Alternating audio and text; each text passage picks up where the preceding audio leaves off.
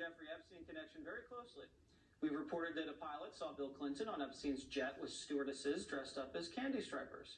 We've reported that an eyewitness said he saw Bill Clinton on Epstein's pedophile island, which Bill Clinton has denied.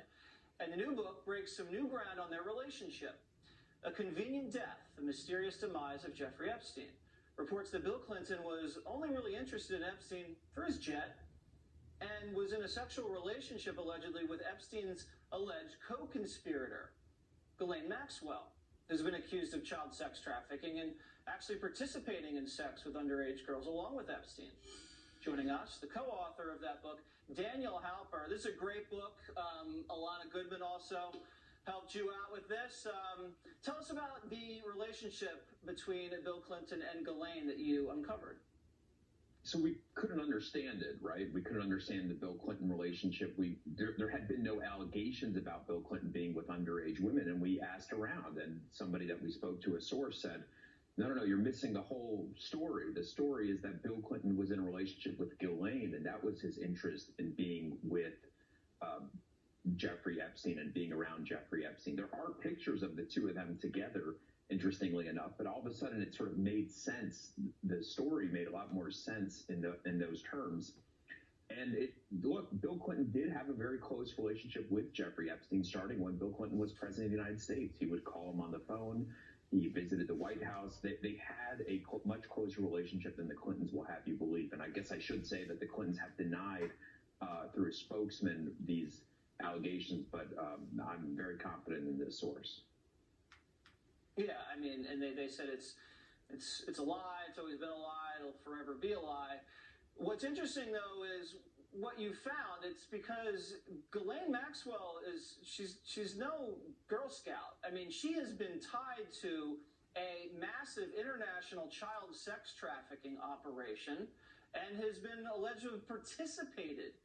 Multiple women have talked about this, of her being involved in the sexual acts with minors with Jeffrey. So I don't know if it makes it better that Bill Clinton, didn't have this or that with someone underage, or that he's just allegedly involved with someone that's this critical to a child sex trafficking operation. It's all pretty disgusting. Also, the book really digs deep in some of the mysteries surrounding his death in the prison inside Manhattan. Nothing was protocol, from the way that they moved the crime scene around right after they found the body in the cell, to things that happened with the EMTs and the, I guess, crackhead jailhouse inmate that shared the cell, removed at the last second, destroyed or missing tapes. What are your instincts there? So I'm not a conspiratorial guy, and I kind of went in this thinking that, he had committed suicide and everything. But the more I learned it, I just couldn't help kick the belief that he was, in fact, likely, it seemed to me, murdered. And all as you lay out, every single detail went awry, and every single thing was strange, including the physical evidence. The injuries that he himself suffered were more consistent, according to an independent pathologist, they were more consistent with strangulation than a self-inflicted suicide. But to me, the most striking detail, I think, was that the more people we talked to and the closer that they were to Jeffrey Epstein, the more they believed that he was murdered.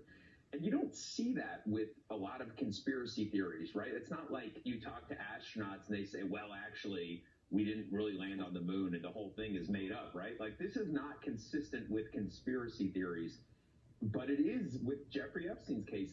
A lot of people don't believe, his lawyer. We talked to his lawyer extensively, one of his last lawyers, a guy named Schoen.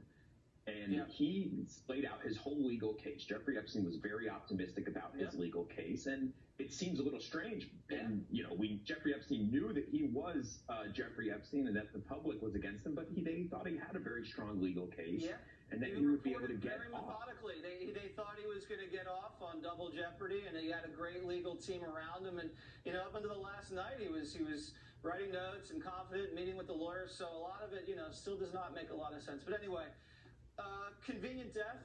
Daniel Halper, thank you very much. Well reported. Thank you.